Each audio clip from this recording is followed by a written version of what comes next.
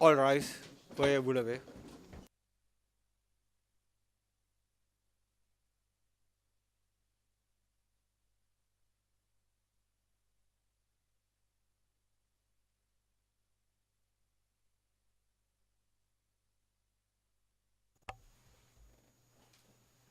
Please be seated.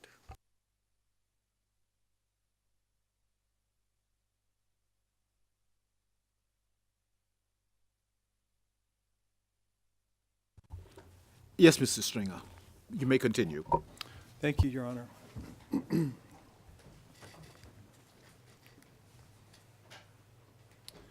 Your Honors, before the break, we described the operation that occurred in Kievo in the Kraina region on the 26th of August, 1991. The next incident we're going to describe, the next area we're going to describe, is in the SAO of the SBWS in eastern Croatia, where from August to early September 1991, the JNA and local TO forces of the SBWS and its police, supported by the accused's unit and Milan Martic, who had come over from the Kraina, attacked the Baranja region, which is in the northern part of the SBWS region. Your Honors, the slide is pointing to Beli Manastir, which is the main town of the Baranja region in the SBWS.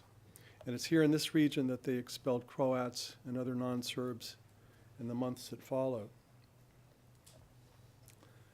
Back in the Kraina, beginning on the 12th and 13th of September 91, Martic commanded his Kraina police and the TO in an operation with the JNA to take over the towns and villages in the Kostanica municipality, including the villages of Dubica, Bacin, and Sirovljane, and various hamlets as well. Some of these places were attacked multiple times, and the attacks continued for weeks. Martic's police and the Serb TO, trained and supported by the Serbian DB, participated in cleansing the local non-Serb population there. During the attacks, Serb forces brutally mistreated the population. They used people as human shields.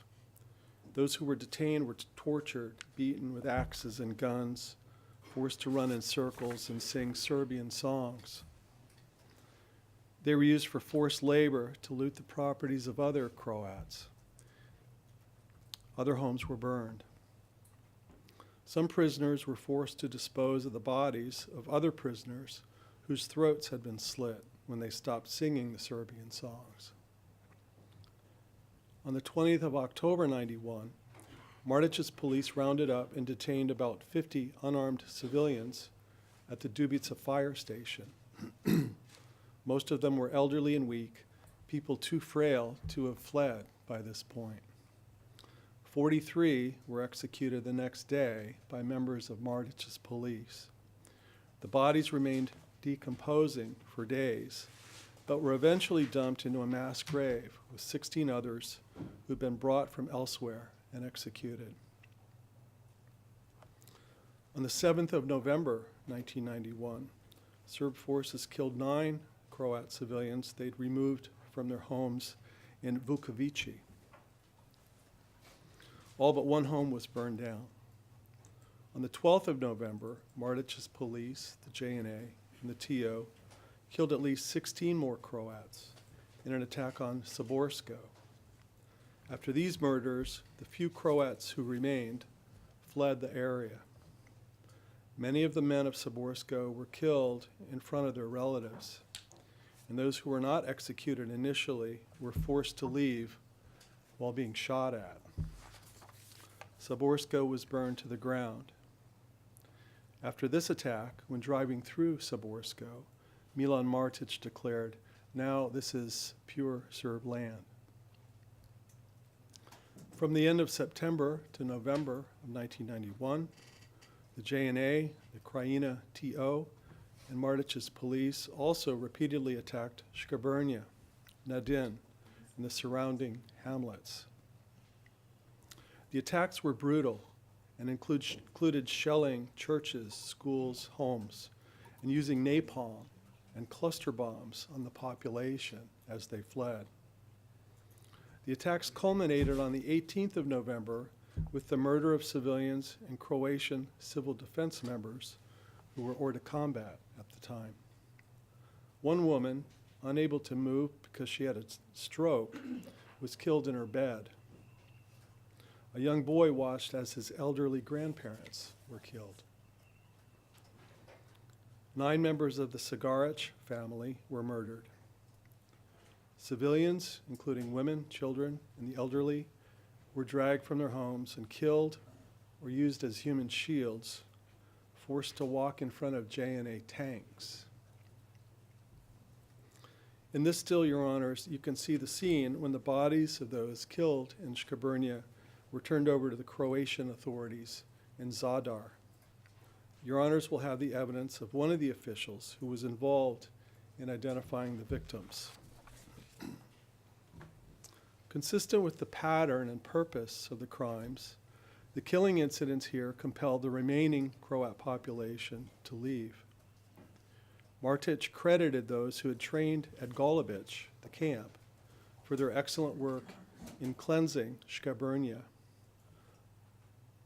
Ratko Mladić conveyed his approval of ethnic cleansing of Shkabrnja when he addressed prisoners in Knin, telling them, "Whoever thinks they will build up Croatia over the bones of my father will end up the same as those in Shkabrnja."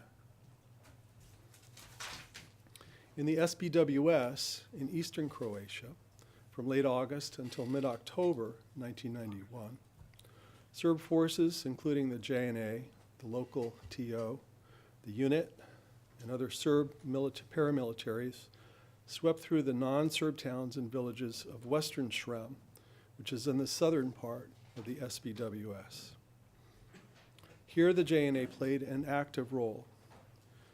In one Croat village called Bapska, the JNA commander issued an ultimatum directing the residents of Bapska to surrender any weapons they had by 1600 hours on the 28th of September.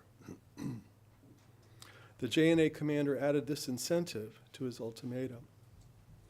If this is not done by this time, you can count on your village ceasing to exist on the geographical map. Rather than waiting for the Serb forces to carry out this threat, many inhabitants of Bapska fled to nearby Ilok, where they joined thousands of inhabitants of other towns and villages from across this region who were themselves victims of ethnic cleansing by Serb forces. These expulsions culminated in the departure of over 8,000 non-Serbs from Ilok on the 17th of October, 1991. Having seen the outcome of the attacks and the crimes in other parts of western Srem, the non-Serbs in Ilok had no genuine choice but to leave. Here, Your Honors, see some images of their departure as they left the SBWS and their home country, Croatia, through Serbia, a long convoy of refugees under the watchful eye of the JNA and the Serb forces that had brought about their deportation. Beginning in August of 1991, the combined forces of the JNA, the TO, Baja's Serbian MUP units, Arkon's STG, and volunteers from Serbia besieged and destroyed the city of Vukovar, which fell to the Serb forces on the 18th of November, 1991. Vukovar had been the leading city in the eastern Slavonia region. It was also the declared capital of the SBWS. In mid-September, Stanišić went to Dal, outraged that the Serbs had not yet managed to take Vukovar. He demanded a meeting with Hadzic to discuss the situation. Terror reigned in Vukovar when it fell on the 18th of November. The city was completely destroyed. Serb forces detained, abused, and murdered hundreds of non-Serbs. They expelled thousands more. And finally, the last of the incidents I'll discuss in Croatia took place on the 21st of December, 1991, in the village of Bruška in the Marinovići hamlet. The inhabitants of Bruška were Croats, excuse me, and they had already suffered months of intimidation, beginning with roadblocks in February 1991. They were regularly threatened by Mardic's police, who told them they had to leave so Bruška could be a part of the territory claimed for the Serbs. Finally, on the 21st of December, Mardic's police attacked the Marinovići hamlet and killed 10 people. 9 of the victims, including a deaf-mute woman, were from the same family. You'll have the evidence of 2 surviving members of this family who were themselves shot multiple times during the attack. Consistent with the pattern, shortly after these murders, the remaining Croat inhabitants of Marinovići left. The violence and the successful result of the Serb forces' campaign to expel the non-Serbs from the RSK territories during this period were aptly summed up at a meeting of the SFRY presidency in Belgrade on the 2nd of March, 1992. Present at this meeting were, among others, JCE members Adjic, Karadzic, Momčilo Krajisnik, who Mr. Weber will speak about later, Goran Hadžić, and Milan Martic. These are the words of Zdravko Zečević, who was the prime minister of the RSK, the future prime minister of the RSK at the time. Referring to the international pressure to permit expelled Croats and other non-Serbs to return to their homes in the Krajina, Zečević described what had been accomplished and what lay ahead for the town of Benkovac and its now exclusively Serb population. I'll just read this out for your honors. He said, "It's not my intention to bother you with the specific situation in Benkovac, but the town is specific when it comes to refugees.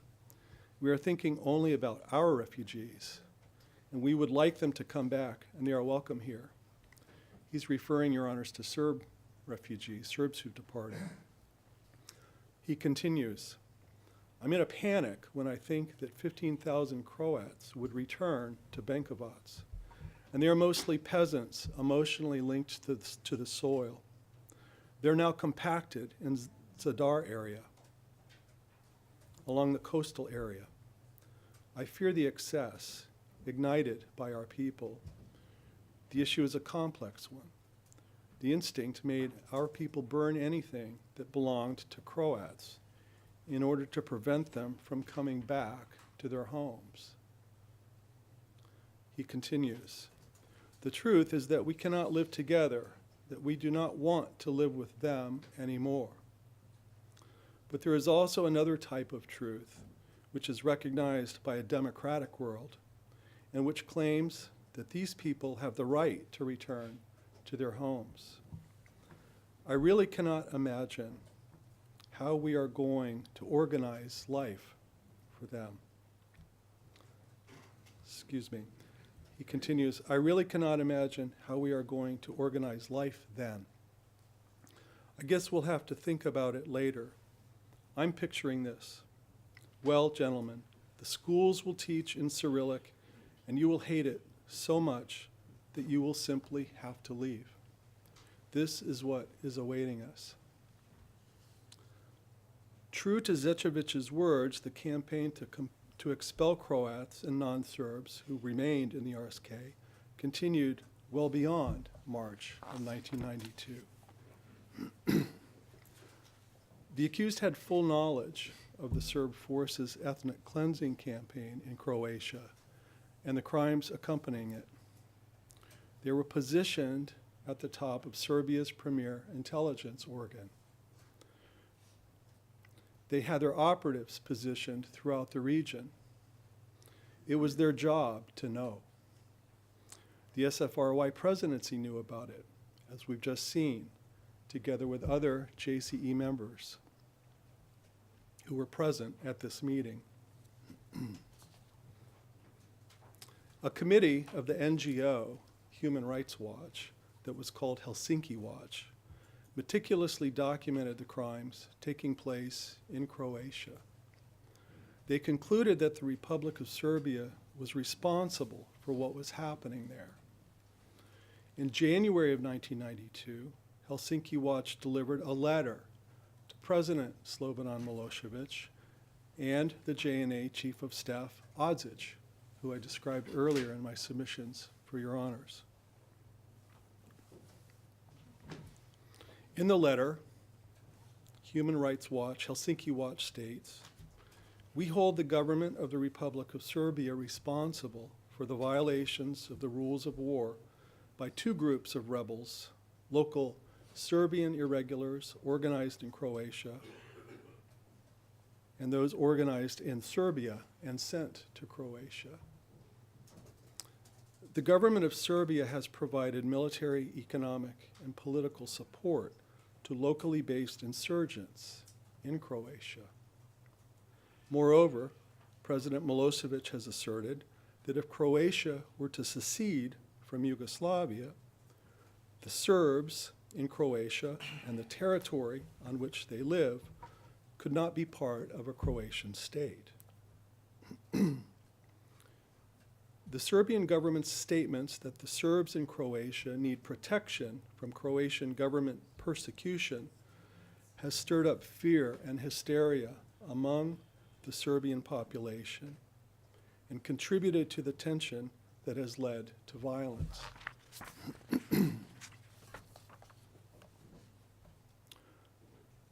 The Helsinki Watch letter goes on to describe in detail specific criminal incidents carried out by Serb forces in Croatia in many of the places I've just mentioned, places you'll hear about in this trial: Struga, Škabrnja, Nadin, Vukovar, Bruška. Your Honors, the evidence is going to show that by the end of April 1995, some 97,000 non-Serbs had left the Krajina, and at least 78,700 non-Serbs had left the SBWS region. The evidence is going to show that these significant reductions in the non-Serb populations, which peaked during the second half of 1991, were the result of a deliberate plan to change the ethnic composition of these regions of Croatia, declared as Serbian autonomous districts and the RSK. These accused played an important role in bringing about this profound demographic change through the crimes they employed. And by early 1992, when Helsinki Watch delivered this letter to their boss, Slobodan Milosevic, these accused had already turned their attention to Bosnia and the Serb-declared territories of the RS, where they continued the arming and the training and the use of their DB special units to implement the JCE there. Your Honors, this is where Mr. Weber takes over. I thank you for your attention. Thank you, Mr. Stringer.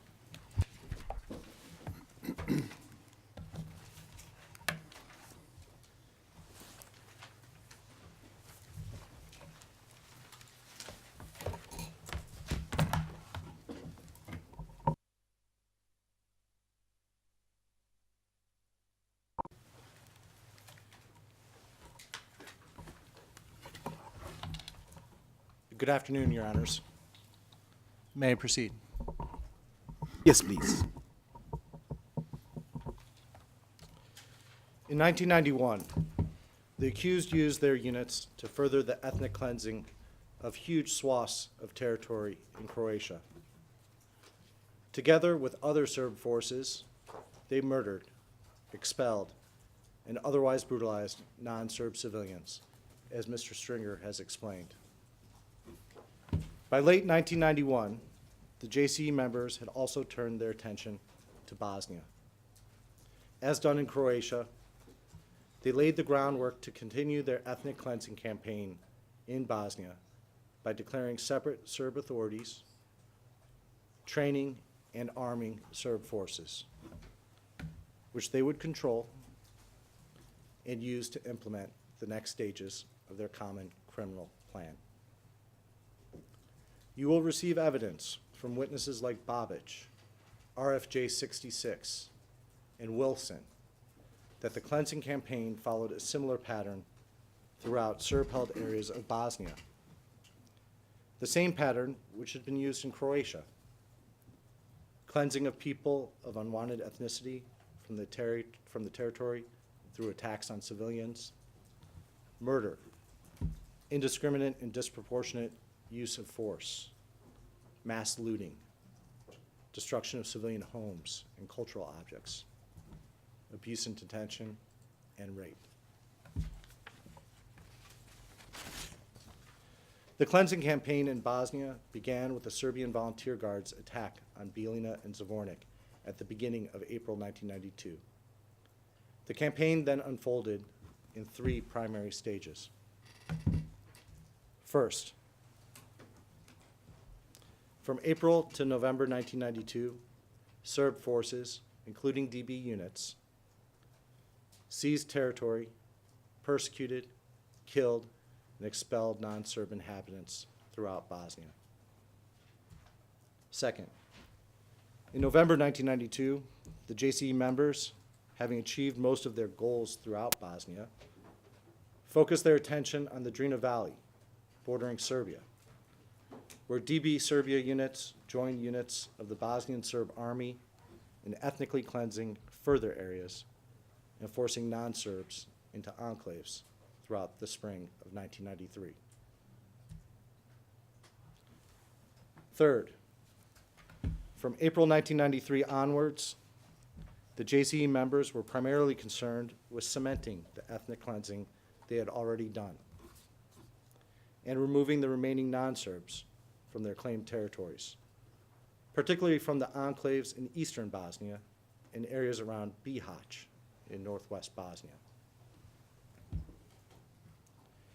The accused, Stanišić and Simatović, played a vital role in the implementation of the JCE members' common criminal purpose in each of these 3 stages. Their DB units were notorious, and they systematically committed widespread crimes alongside Bosnian Serb military and police forces. Before going through the 3 stages, and in order to understand how this happened, it is important to understand the JCE members' goal of ethnic homogeneity in Bosnia and its inception.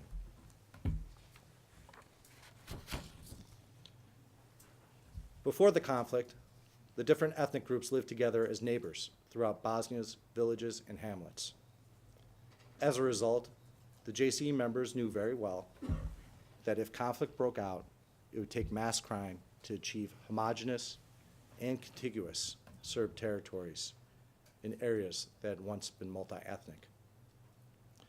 You will hear about this from a number of the JCE members themselves.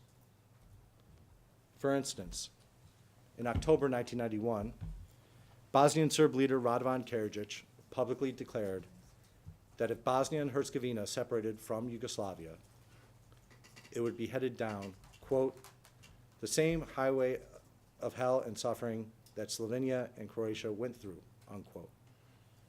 He openly warned Muslim and Croat delegates during this Bosnian assembly, quote, don't think you won't take Bosnia and Herzegovina to hell and Muslim people to possible extinction, because Muslim people will not be able to defend itself if it comes to war here, unquote.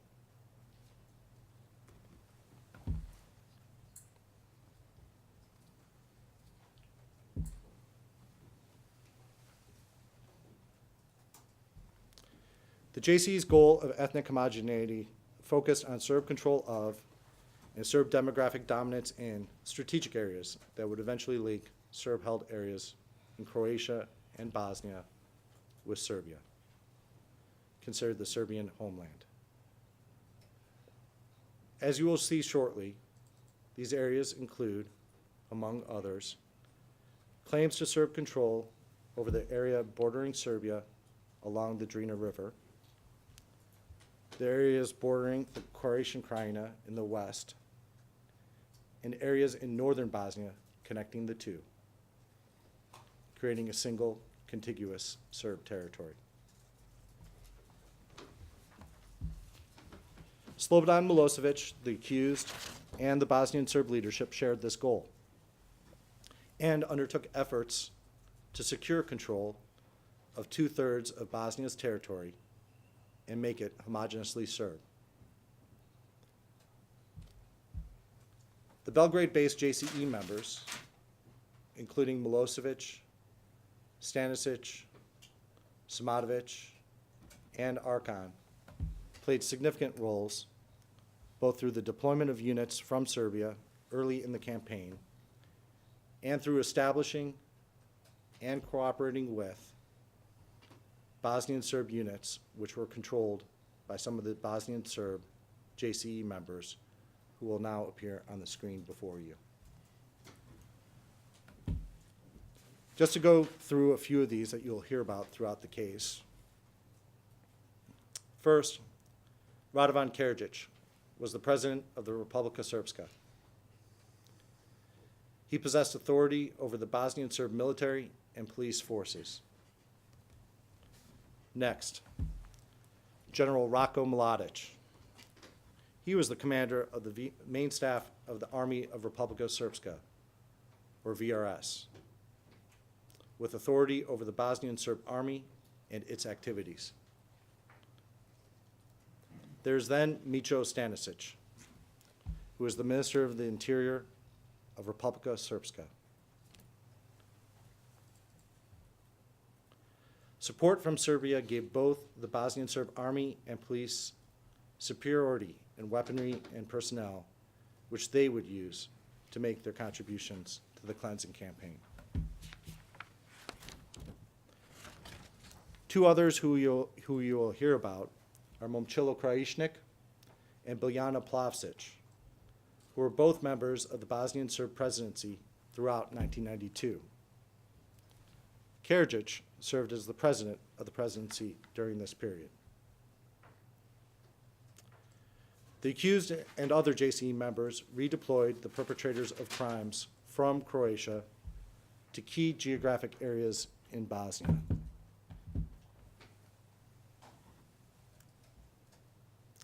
Prominent examples include the DB special units, including Arkan and his Serbian volunteer guard, and the unit, whose training camps proliferated throughout Bosnia in locations like Ozren and Divic, along with other key locations such as Brčko and Bratnac. At the same time, other key perpetrators, like General Mladic, were also redeployed to Bosnia after he led cleansing operations in the Croatian Krajina as a member of the JNA 9th Corps. Unsurprisingly then, Bosnia saw the same pattern of ethnic cleansing. Stanišić, Simatović, and the DB made some of their greatest contributions to the ethnic cleansing in Bosnia early in the campaign. You see here an entry from General Mladic's notebook in June of 1992. It's from a meeting at the Via Bosanska in Belgrade.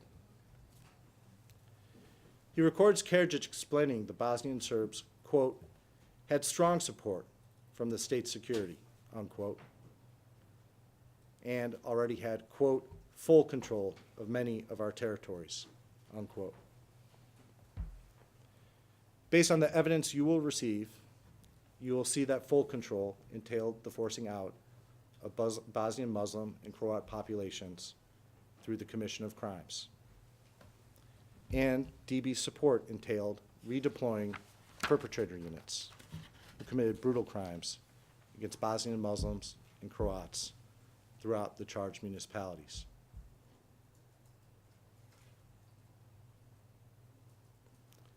Stanišić shared the intent to commit crimes prior to the commencement of the ethnic cleansing campaign in Bosnia. This was made apparent during an intercepted conversation between Stanišić and Karadzic in January 1992, which now appears before you on the screen. As you see in this conversation, Stanišić explains to Karadzic that if the JC members did not achieve their goals through negotiations, then they would achieve their goals, quote, with killings, unquote. To make this point even more abundantly clear, Stanišić then states, quote, or we'll exterminate them completely. So let's see where we'll end up, unquote.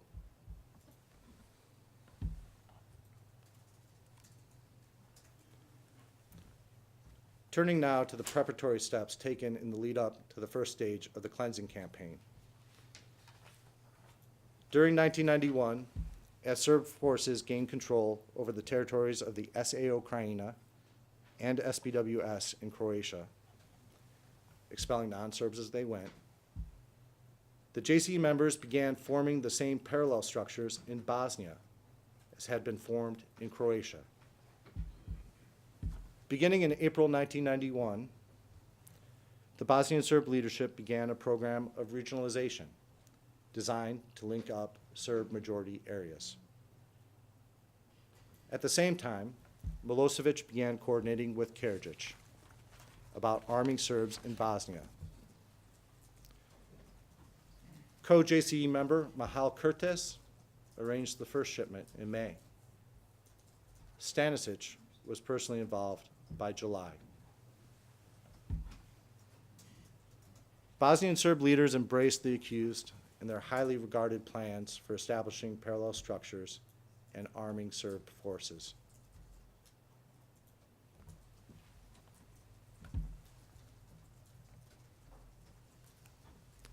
For example, Nenad Stanišić, a Serb paramilitary leader from Banja Luka, explained to Radovan Karadzic in August 1991 that they were following the model of arming and training established in Croatia. Stanišić would say, quote, it would be good if you came over because we did a few great things, unquote, unquote. He would then continue, quote, it's like Goljevic. And he would also say what we did there, unquote. In this intercept, Stanišić indicated that he had plans to, quote, try to do the same in every municipality I worked in, unquote. Later that month, Stanišić told Karadzic he was coordinating with the leadership of Serbia about deploying Captain Dragan to Bosnia. He said, quote, incidentally, I spoke to the people up there across the Drina, which means in Serbia, about giving us this guy for a short while, for some 15, 20 days, and they are looking into that. Now he's called Dragan, unquote. Captain Dragan was eventually sent to Bosnia during the first half of 1992 when members of the unit deployed to Divic and Brčko. As with Croatia, covert arming was part of a coordinated plan and started early in the process of forming parallel structures.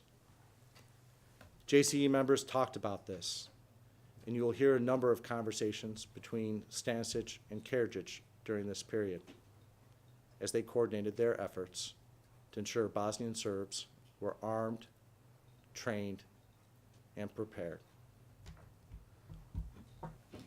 As they armed, the Bosnian Serbs set up parallel political institutions, just as the Serb leadership had done in Croatia. Beginning in September 1991, the Bosnian Serbs declared Serb Autonomous Regions, or SAOs. On 24 October 1991, an assembly of the Serb people in Bosnia and Herzegovina was declared. And on 21 November 1991, the Serbian Assembly verified the establishment of the SAOs. At this time, Stanišić continued his involvement in approving of municipal Bosnian Serb political leaders, a role he also played in the self-declared Serb autonomous regions in Croatia. In December 1991, Karadzic and the Bosnian Serb leadership issued instructions on how Bosnian Serbs were to seize power within the specific municipalities they claimed.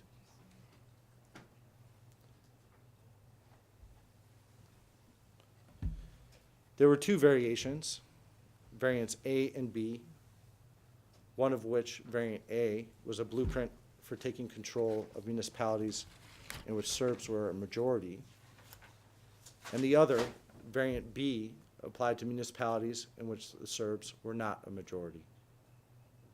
This is a key point. While certain areas in Croatia and Bosnia had Serb majorities, substantial areas that Serbs claimed were not Serb majority areas. It was necessary to change the ethnic balance in favor of the Serbs for these to be truly Serbian territories. In a society like Bosnia, where the ethnic groups lived together, causing large numbers of non-Serb civilians to move out of their homes required the use of force against them to make them more afraid to stay than they were to flee. This was clear from the JCE members' rhetoric. Shortly after the variant A and B instructions were issued, Stanišić watched on television as Karadzic predicted a bloodbath and massive population displacements at the Bosnian Serb Assembly.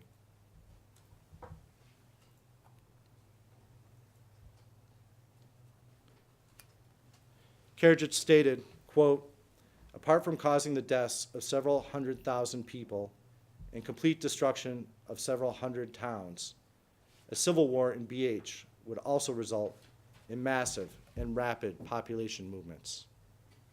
In other words, it would lead to population homogenization," unquote. Stanišić called Karadzic after this assembly session, and he told him that he'd watched the live broadcast and that it looked, quote, "good," unquote.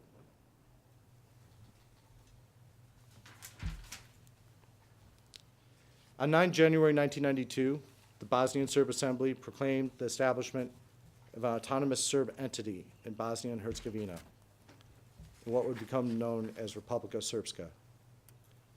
Stanišić and Karadzic were in close contact in the days leading up to the proclamation, speaking on the phone at least 3 more times. On one of these occasions, Stanišić even passed the phone to the Minister of the Interior of Serbia, who assured Karadzic, quote, "Okay, okay, we'll do everything Ivica said we would do," unquote. With the efforts for a common Serb state underway, the accused DB units began preparing for their upcoming deployments to Bosnia between February and April 1992. By February 1992, the unit began actively preparing Serb forces for operations in Bosnia at their training camps at Lezimir and Ilok. The unit trained Serbs from Serbia, the RSK, and Bosnia. For the forthcoming operations, the DB recruited volunteers from Serbia through Šešel's SRS party and others, while political leaders at the regional, municipal, and local levels did the same in the Bosnian Serb SAOs. These people were funneled, these Serb men were funneled to these camps for training and equipment. At the same time, the Serbian Volunteer Guard began its preparations from its training center in Erdut. In April 1992, the unit and the Serbian Volunteer Guard began the ethnic cleansing of non-Serbs in Bosnia, starting with their brutal crimes in places like Bijeljina, Zvornik, and Bosanski Shamac. As the conflict began, the Bosnian Serbs also formalized their armed forces. First, the Bosnian Serb Ministry of Interior, or MUP, established by the Assembly at the end of March 1992, and then the Army of Republika Srpska, the VRS, established at the 16th Assembly Session on 12 May 1992.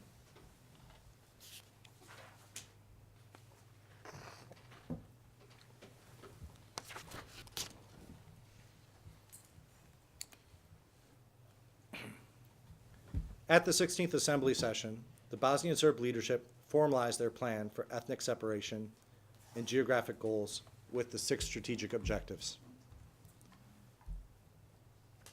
The first of these objectives that you will hear about is the most important and applies to the remaining 5. It calls for the separation of the Serbian people from the other 2 national communities. On 12 May, Karadzic announced this meant, quote, separation from the other 2 national communities, separation of states, separation from those who are our enemies, unquote. At the session, it was understood this meant the physical separation of Serbs from Muslims and Croats. In other words, only Serbs would live on territory Serbs controlled. You will also see that these objectives emphasize applying the separation in areas overlapping with the declared Serb autonomous areas to achieve Serb control of a corridor, known as the Posavina corridor, across northern Bosnia. This was strategic objective number 2.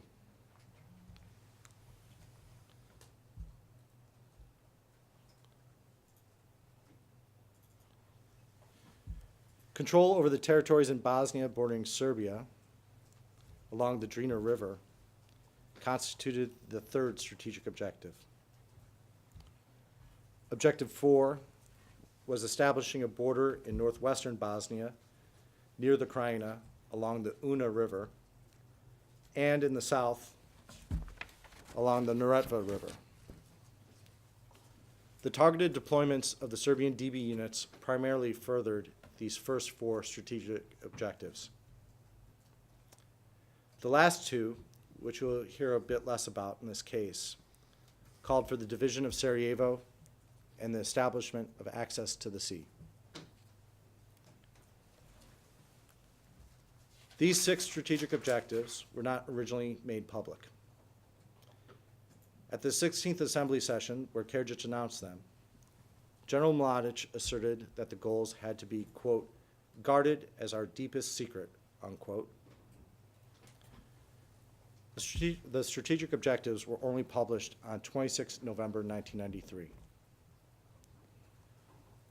Although they were kept from the public, the accused knew of them, met with other JCE members to monitor the progress in achieving them, and systematically deployed their units to implement them. Indeed, the charged crimes in Bosnia were all committed in these key regions that the JCE members needed to control in order to link areas of Croatia to Serbia. JCE members and the Bosnian Serb leadership were explicit that their goal was to remove Bosnian Muslims and Croats from these territories. You'll learn about this from multiple witnesses, and you'll see it in the JCE members' own words. Karadzic, his statement that their goal was to, quote, get rid of the enemy in our house, meaning the Croats and Muslims, and not to be together in one state anymore, unquote. Momčilo Krajišnik's announcement that, quote, the time is ripe for a demarcation of the areas between Croats, Serbs, and Muslims, unquote. And General Mladic's declaration that his job was to see that Bosnian Muslims and Croats would, quote, vanish completely, unquote, echoing the words we saw earlier from Stanišić. These are people who the accused jointly worked with in furtherance of a common purpose for years.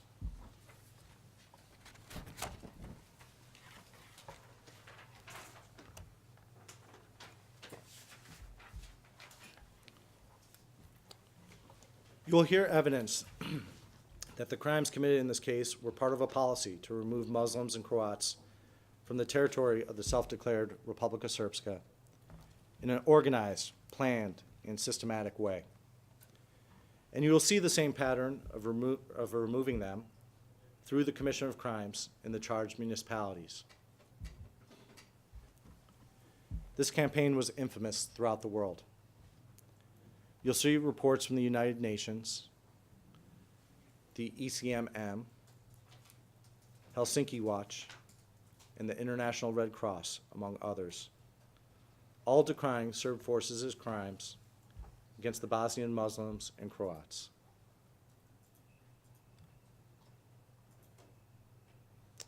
The accused in this case were also masters of information, with networks that allowed them to extend their influence into and receive information from all the Serb-claimed territories in Croatia and Bosnia where their units were active.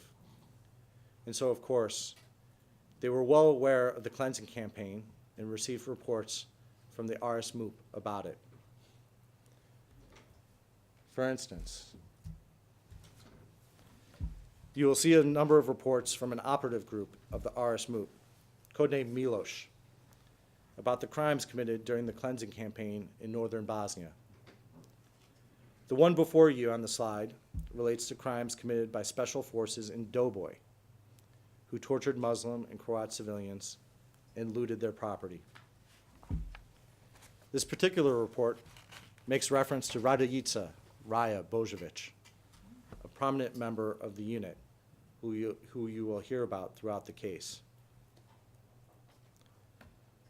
The accused and the other JCE members knew their goals were being achieved through brutal violence against civilians, but they still celebrated the success of the campaign, and you will see some examples of this shortly.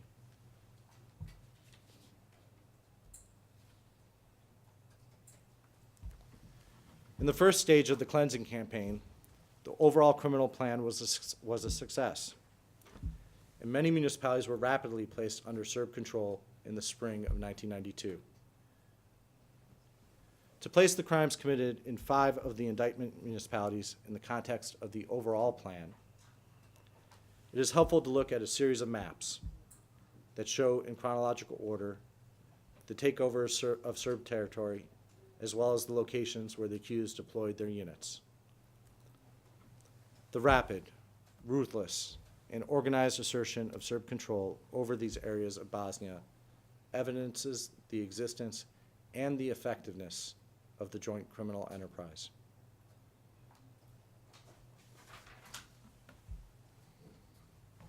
The ethnic cleansing begins when the Serbian Volunteer Guard entered Bijeljina on the night between the 31st of March and the 1st of April. In this first week, over a dozen municipalities would be taken over and placed under Serb control.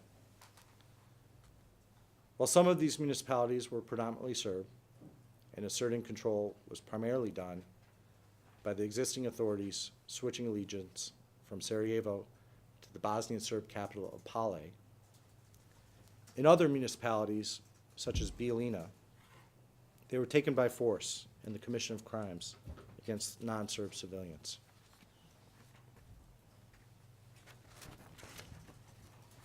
During the second week of the campaign, the focus of the takeovers would remain in the Drina Valley, along the border with Serbia, as Serb forces swept over eastern Bosnia in places like Visegrad and Foča. During this time, the DB special units moved south to Zvornik, where the Serbian Volunteer Guard played a direct role in the takeover, along with the murder and expulsion of the Muslim population.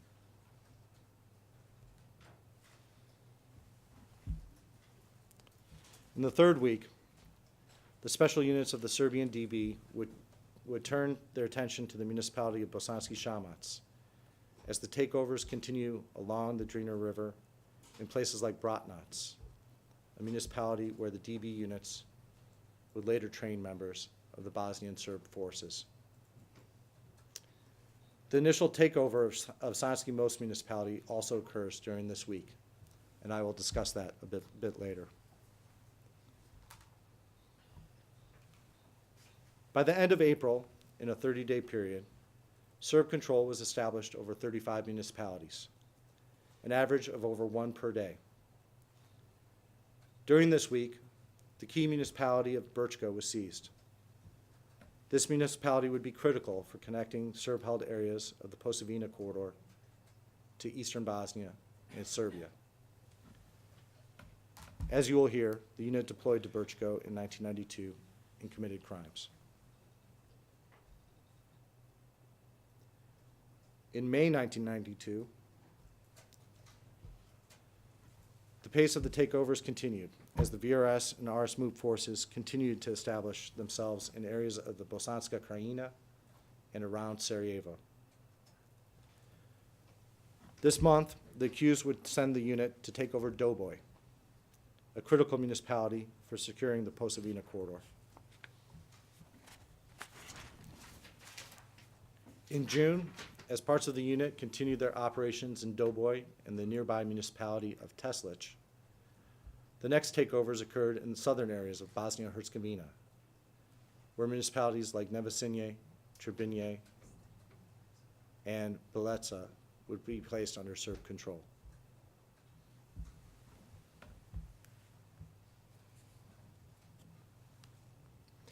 By the end of the summer, with the completion of the first stage of the corridor operations and the taking of Derventa and Ojak, over 50 municipalities would be placed under Serb control by a combination of Bosnian Serb, RSK, and Serbian DB forces, with the DB forces committing crimes during their deployments to essential areas for connecting the Serb republics. The JCE forces took over these municipalities by force. The crimes they committed during and after the takeovers permanently changed the demographic face of these municipalities. You see here the 1991 ethnic majorities in each Bosnian municipality. Green for Muslim, red for Serb, blue for Croat. Serbs were a minority in many of these areas in eastern and northeastern Bosnia prior to the conflict. And you see here, this is the map of the 1997 ethnic majorities. Muslim or Croat majority municipalities in northeastern Bosnia, in the Posavina corridor, and throughout eastern Bosnia are now marked as Serb majority municipalities on the map in red.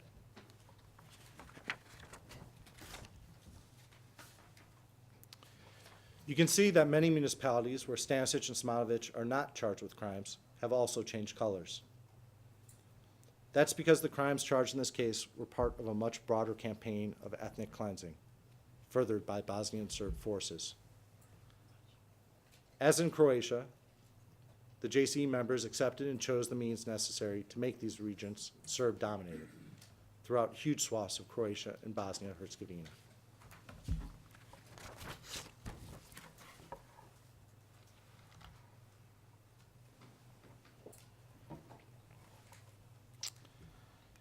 Indeed, the commission of crimes were an inherent part of the DB's operations between 1992 and 1995, which I am now going to turn to.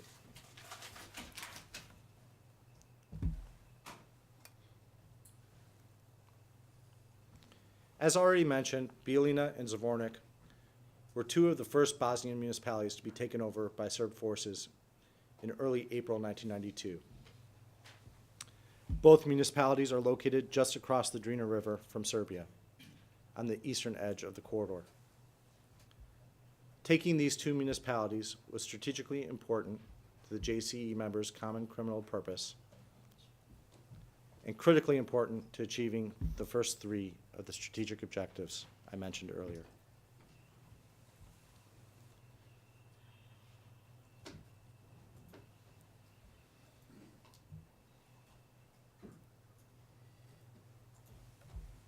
On the evening of 31 March 1992, the Serbian Volunteer Guard arrived in Bijeljina. The next day, they coordinated with other Serb forces to take control of the town. These forces immediately began a persecutory campaign of violence, targeting Bosnian Muslim civilians. Miladic's immediate subordinate, General Milovanovic, will testify that Archon, personally together with his group of tigers, quote, started cleansing Bielina. In addition to looting, they also started killing, unquote.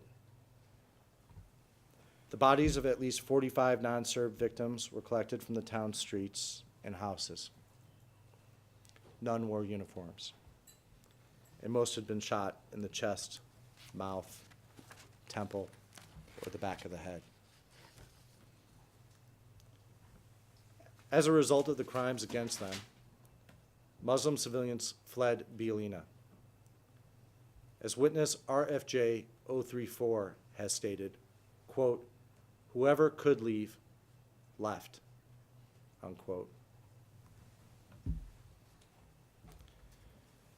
The cleansing campaign initiated by the accused and their fellow JCE members comprehensively redrew the demographic map of Bielina.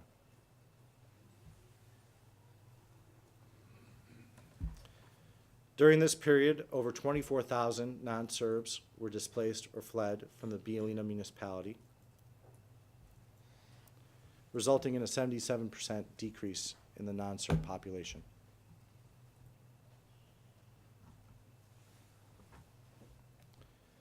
As the SDG initially deployed to Bielina in late March, Rade Kostic, a member of the Serbian DB's second administration at the time, he came from Branja to the municipality of Zvornik. He brought with him Arkan and another affiliate of the Serbian DB, Marko Pavlović. Together, they armed and coordinated with other Serb forces, including the local TOs and Serb paramilitaries, to implement the JCE members' common plan by murdering, forcibly displacing, and persecuting Bosnian Muslim civilians during and following the takeover of the Zvornik municipality.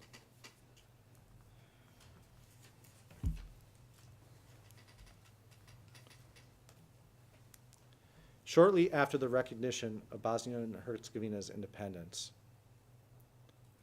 the Serbian Volunteer Guard, the JNA, and other Serb forces violently took Zvornik on 8 April.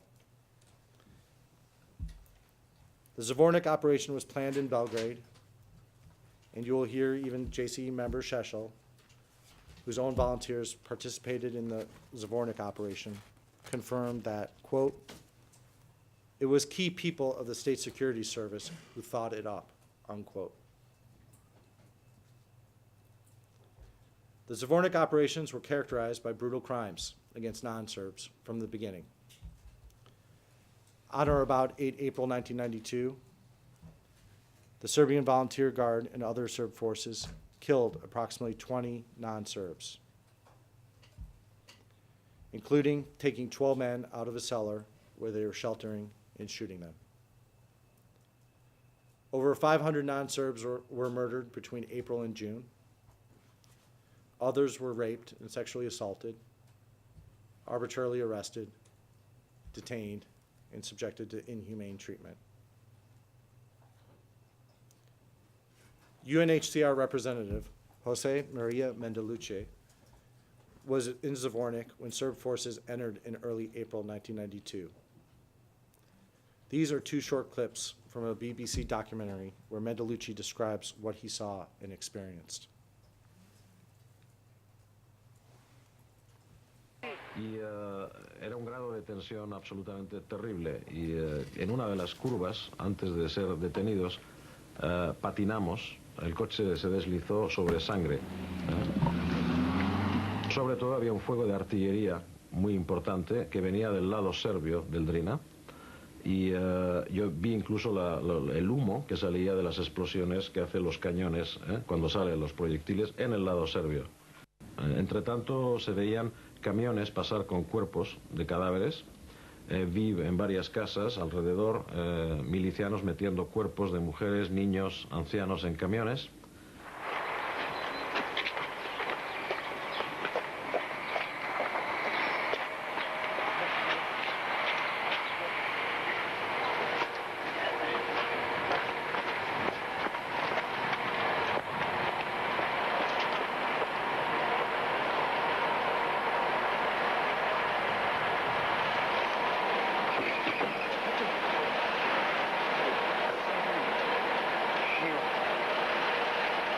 yo vi por lo menos 4 o 5 camiones con cadáveres.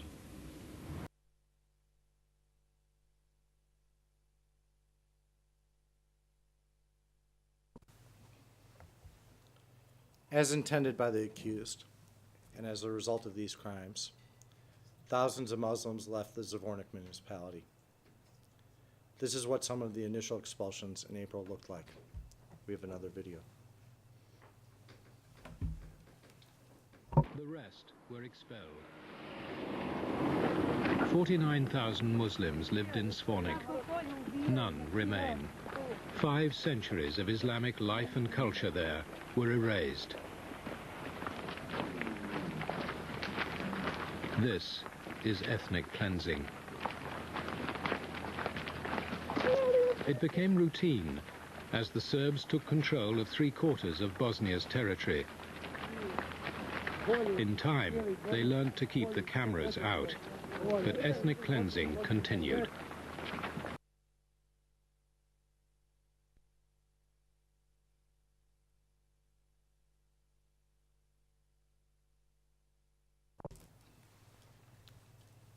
Kozluk was a small town on the outskirts of Zvornik. After the initial takeover, the predominantly Muslim population sought to reach a peaceful settlement with the Serb mayor, who is now in power. But on the 26th of June, 1992, the Muslims of Kozluk were told to leave by the Serb mayor, who said that if the Muslims did not leave, an all-out attack would be launched, which would kill all of them.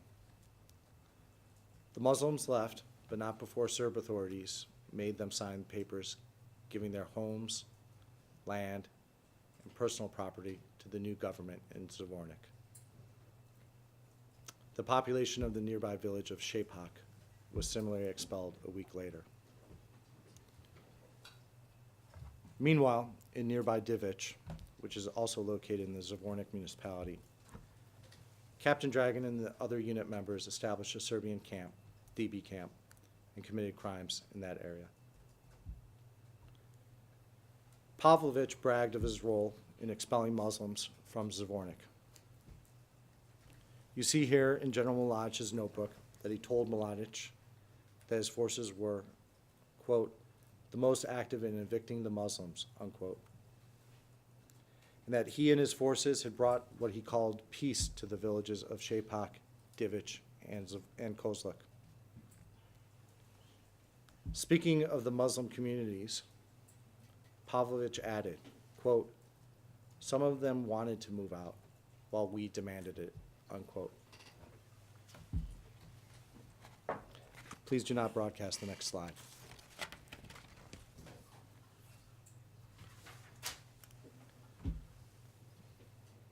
Please have it. The accused also knew of the terrible crimes that had been committed in Zvornik, including those by their own units, in an operation they had planned. As the Serbian DB Valjevo Center noted on 4 July 1992, quote, the DB has previous knowledge of the genocide committed by SDG and Loznica volunteers in the territory of Zvornik, unquote. The VRS also praised the Serbian MUP's role in ethnically cleansing Zvornik. As a December 1992 Drina Corps command document noted,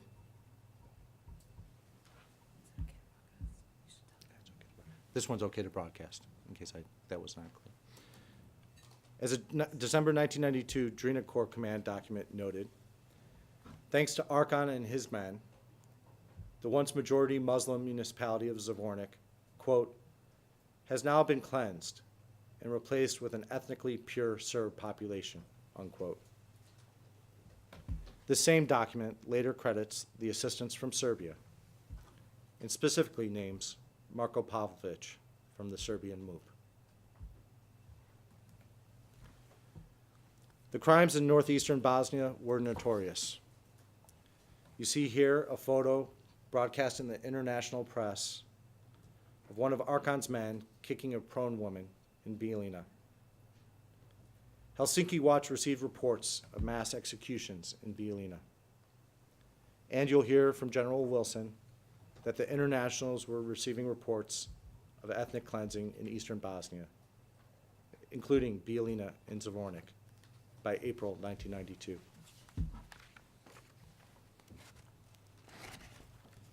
Word of the crimes in Bijeljina spread and created fear amongst the non-Serbs in Bosnia. As the Bratnac crisis staff president, Miroslav Dernić, explained when he saw what happened in municipalities like Bijeljina and Zvornik, he knew what would happen in Bratnac. He would say, quote, killings, liquidations, the intimidation of the population, panic, and so forth, quote, would frighten the Muslim population and they would flee. He added, quote, I am absolutely convinced that none of these events were accidental. All the events had been planned, unquote.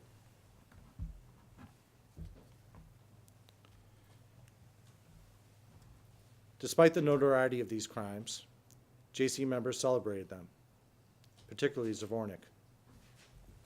In January 1993, Bosnian Serb President Karadzic bragged to Milosevic and other JCE members that before the war, the population of Zvornik had been, quote, half of them and half of us. Now the number of inhabitants of Zvornik is the same, about 50,000, and all are Serbs, unquote.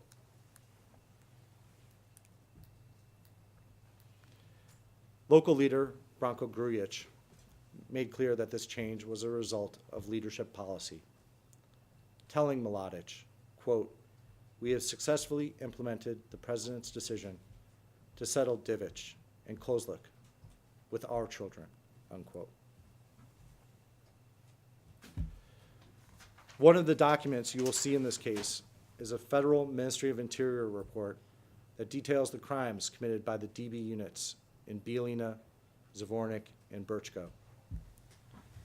As you will see in this report, a federal unit was dispatched to northeast Bosnia in 1992 and found that the Serbian Volunteer Guard and Captain Dragon's Red Berets, among others, were directed to these parts by the Serbian MUP, and they mistreated, terrorized, robbed, and, quote, not infrequently, unquote, killed innocent people.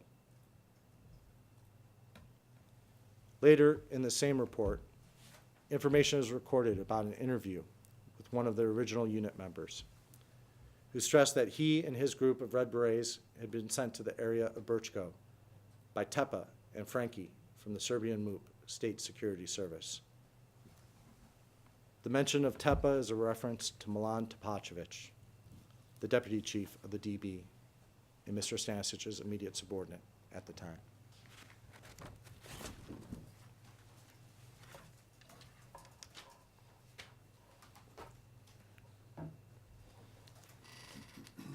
Bosanski Shamac was strategically located along the Posavina corridor, and gaining territorial control was important for the fulfillment of the first and second of the strategic objectives.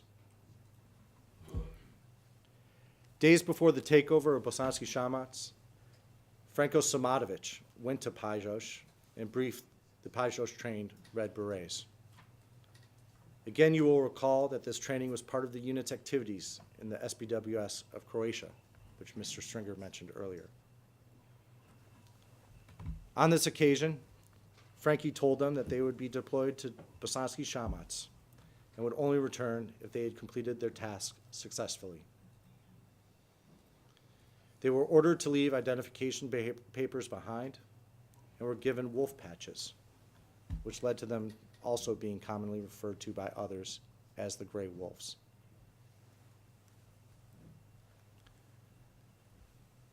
The unit arrived in Bosanski Shamac in April 1992 under the command of unit member Dragan Đorđević, also known as Cerny. In a highly coordinated action, the unit, with the JNA, local police, and the local Serb TO, took control of Bosanski Shamac in just 37 minutes. In the wake of the takeover, hundreds of non-Serbs were forcibly transferred and exchanged, or arbitrarily arrested and detained, where they were beaten by unit members and local Serb forces. These detainees were beaten with various objects, forced to consume their own urine and excrement, sexually abused, had their teeth extracted, and forced to perform manual labor.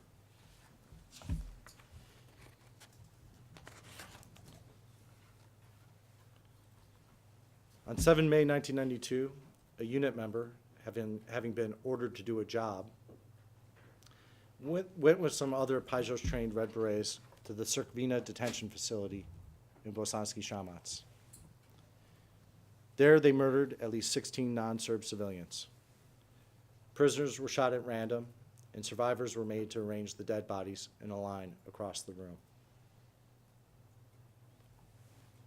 As intended, thousands of non-Serbs fled Bosanski Shamac, and the non-Serb population declined by 81.6% between 1991 and 1997.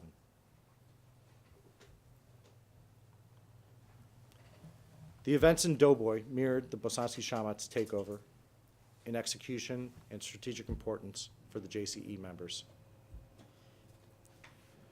To prepare local Serbs for what would become the violent takeover of Doboj, the Serbian DB followed its customary pattern and established a training camp on Mount Ozren, located to the southeast of Doboj.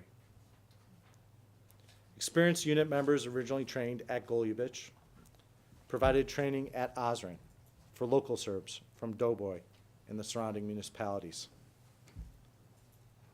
This training included the use of mines and explosives and how to use human shields during operations. Stanišić ordered weapons to be transferred from Serbia to Ozren in May 1992. These weapons were distributed to the trainees. You will hear nothing could be done at this time without his approval. Those who were trained at Ozren deployed under the command of original unit member Raja Božović.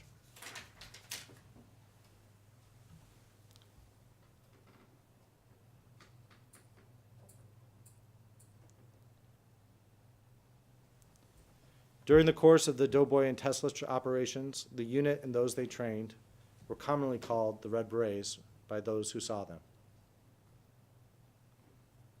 On 3 May 1992, the unit and other Serb forces took Doboj within hours. During the takeover, Muslim houses were looted, destroyed, and mosques were deliberately shelled. Shortly after the takeover, Božović ordered the Red Berets to expel everyone in the predominantly Muslim village of Bukovačke Ćirćije.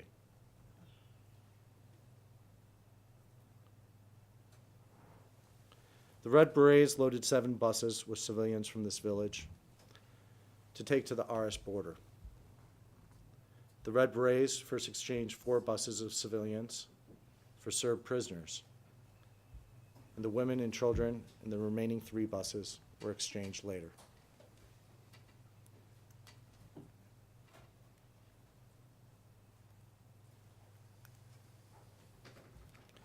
Following the takeover, hundreds of civilian Muslim men were arrested and detained in Usora, Perchin's Disco, and the police building, while women and children were expelled in the direction of Tishan. Božović tasked the Ozren-trained Red Berets with searching surrounding villages, looking for Muslims to bring to the police station in Doboj. Once detained, the Red Berets severely beat, tortured, and killed Muslim men and forced them to dig graves and bury the bodies. The Red Berets killed between 30 and 50 detainees from Usora camp and buried their bodies on Ozren, near the training camp. Božović, meanwhile, held a privileged position at the detention facilities as commander of the Red Berets and would force prisoners to sing Serb nationalist songs. while he threatened to slit their throats. The survivor described the situation in Doughboy, quote,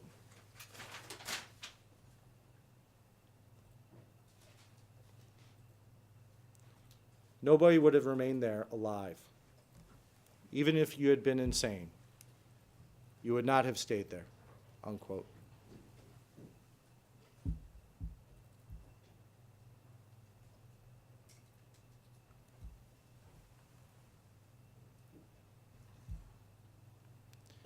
On 12 July 1992, armed Red Berets and other Serb forces burst into Perchin's disco and forced 50 detainees out. Near the front line, they forced them to remove their shirts, form several lines, and walk towards the front line, forming a human shield for the Red Berets and the other Serb forces, just as they had been trained. The detainee was shot in the head as a warning to others not to attempt to escape. As the Serb forces behind them began shooting, the detainees were caught between the shooting from the Bosnian forces in front of them and the Serb soldiers behind them. Approximately 27 of the detainees were killed.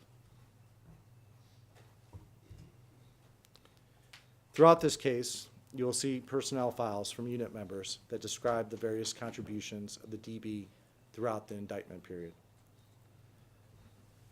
One such example is a personal biography from a long-standing unit member who came from Baranya, which you heard about earlier, located in the SBWS. This unit member then participated in the Osran training and Doughboy operations. In his own words, this unit member stated, quote, "I left Baranya for Osran, BH, in a group with Bozovic. I participated in all operations there, capturing Doughboy, clearing and fortifying the line at Osran, taking Teslić, clearing the neighboring villages, and establishing a corridor," unquote.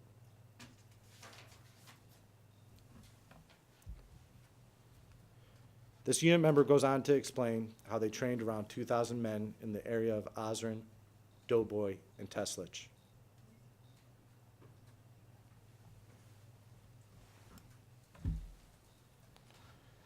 The references to the Osran training, taking of Doughboy and Teslić, and establishing the corridor reflect the unit's contributions towards achieving the strategic objectives. Doughboy was almost completely cleansed of its Muslim population. Afterwards, Karadzic proudly proclaimed to the RS Assembly in 1994 that while Muslims were once the relative majority in Doughboy, it was, quote, almost 100% Serbian, unquote, after the non-Serbs were forced from the region.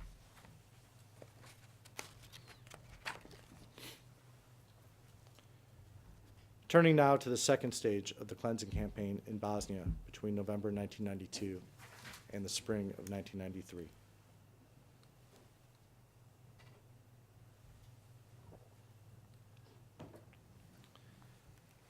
By November 1992, the common criminal purpose of the JCE members had been largely accomplished in Bosnia. It was globally known that it had been accomplished through widespread ethnic cleansing. The UN Special Rapporteur reported in late October 1992 that, quote, ethnic cleansing does not appear to be the consequence of the war, but rather its goal. This goal, to a large extent, has already been achieved through killings, beatings, rape, destruction of houses, and threats, unquote. You see, the Special Rapporteur also noted that the Muslim and Croat populations lived under, quote, enormous pressure and terror, unquote.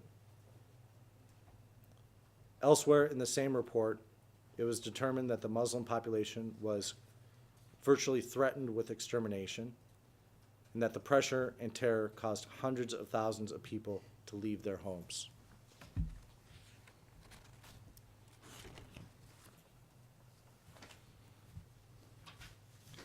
However, this was not enough for the JCE members. Soon after, VRS Directive 4 was adopted to crush the Muslim forces in the Virginia, located in the Drina Valley. To implement Directive 4, Mladić ordered the Drina Corps to exhaust the enemy and inflict the heaviest possible losses on them, to force them to leave the areas of Birac, Žepa, and Gorazda with the Muslim population. Directive 4 was unambiguously a criminal order to expel the Muslim population from the strategically important Drina area on the Bosnian-Serbian border, and the accused again contributed to its implementation. The Serbian DB trained VRS units and local Serbs at camps they established in Sklani and later Bratnac.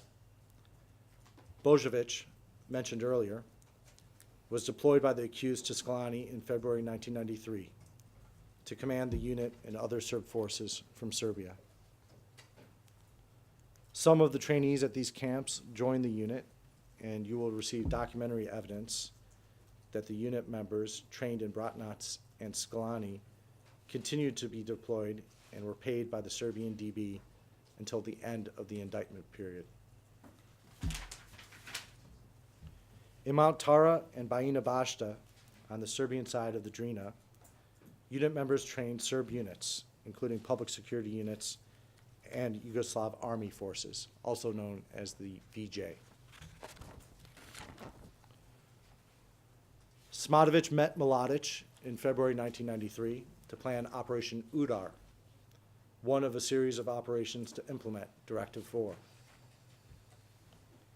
Serb forces, including those trained at DB camps, then unleashed a campaign of violence in the Drina, forcing Muslims into the enclaves of Srebrenica, Gorazda, and Žepa.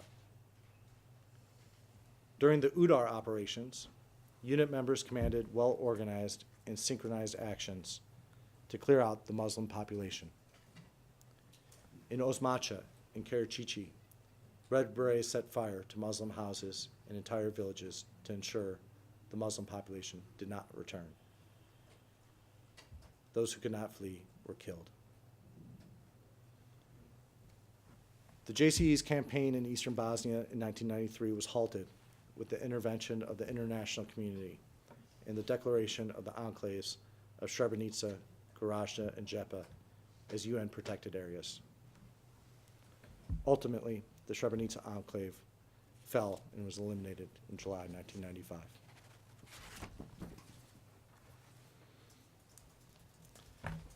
Turning now to the third stage of the cleansing campaign in Bosnia. Your Honor, I'm checking. I was just about to inquire, how much longer does the prosecution anticipate that its opening statements would take? Your Honors, I'd estimate that I'd have another 25 minutes. I don't know if this is a good time to break. I know that you also invited the defense to possibly make submissions. Yeah. It seems to me it'd be simpler to just, in as much as they can't finish today, to just go into tomorrow.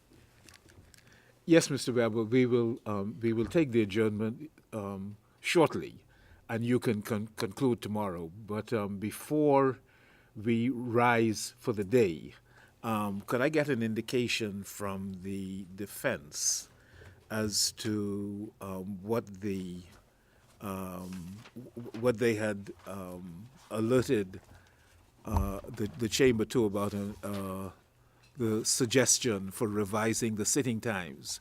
If you're able to address that now or give us an indication as to where you're going, that may be useful. Otherwise, we could hear from you tomorrow when after the opening statements have concluded.